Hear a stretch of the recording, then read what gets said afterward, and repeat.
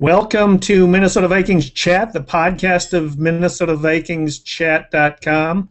I'm your host, David Erickson, the publisher of Minnesota Vikings. I decided to, as I was thinking about this middle linebacker position and where we are with on the current roster, to look back at some 40 times, because really that's what we're talking about with the cover two, is you need to be fast enough to cover that deep seam down the middle.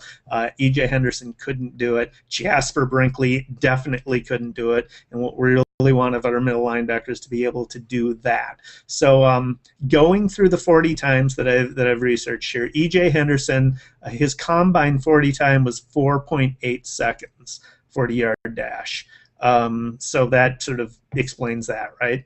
Jasper Brinkley, I looked at Brinkley's combine numbers, and he had, surprisingly to me, 4.67 40-yard dash at the combine. I looked at that, and I thought that cannot be correct, because he did not have that speed on the field when he played for the Vikings. When he was the middle linebacker last year, he was not that fast. But then I remembered he had hip surgery. He lost a whole year due to hip surgery in 2011 season. He lost due to that. Apparently, it was a hip labral tear. The Vikings had moved up in the 2009 draft to pick Jasper Brinkley in the 5th round. They exchanged 5th round picks with Washington, and then gave Washington their 7th round pick in order to move up a couple of spots and select Brinkley. So he was a player that we really wanted.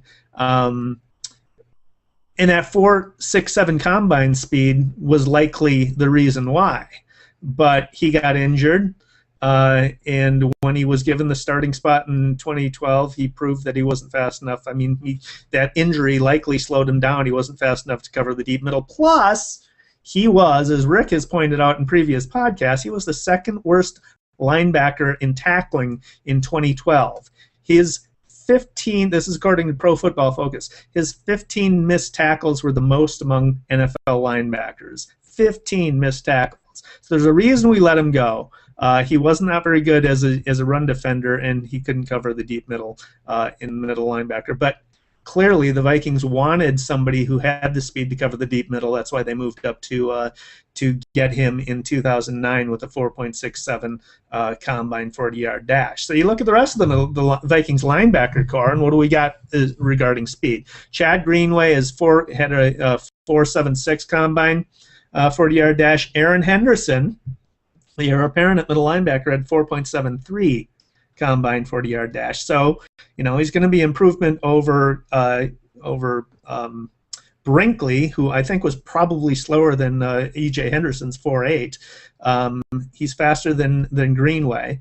So, maybe he can cover that deep middle. I'm not saying he can't. I'd like to see it. But you got to do something before you can, demand respect.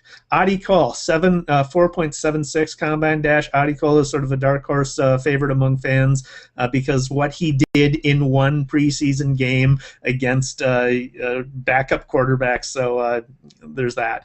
But 4.76 40-yard dash is not ideal. Tyrone McKenzie again, 4.76 40-yard dash. Marvin Mitchell, 4.87 40-yard dash at the combine, so that's not really going to work. This year's draft picks, Gerald Hodges had 4.78 combine at 40-yard dash, but he also recorded a 4.7 pro day 40-yard dash, so maybe there's a little bit more speed than that looks than it looks at the combine.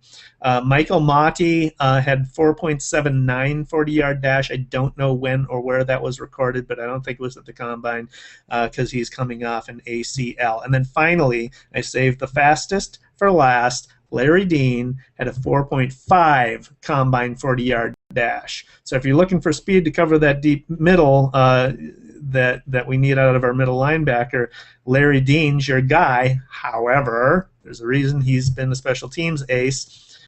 He's 5'11", 226 pounds. So he's not going to have the bulk you need in the middle linebacker. So that's likely why he hasn't had a chance, and probably won't get a chance there. So we'll see how that competition plays out. That's sort of what we've got in house right now with our linebacking core and what we need out of our cover two. With that, I'm going to wrap this podcast, and so make sure that you go to MinnesotaVikingsChat.com/subscribe to subscribe to the email update. If you don't want to miss any of these podcasts, get them delivered directly to your inbox at MinnesotaVikingsChat.com/subscribe. Like us on Facebook at Facebook.com/MinnesotaVikingsChat.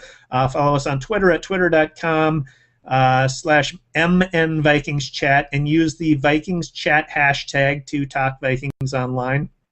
So we know that you're talking about Vikings, especially during game days.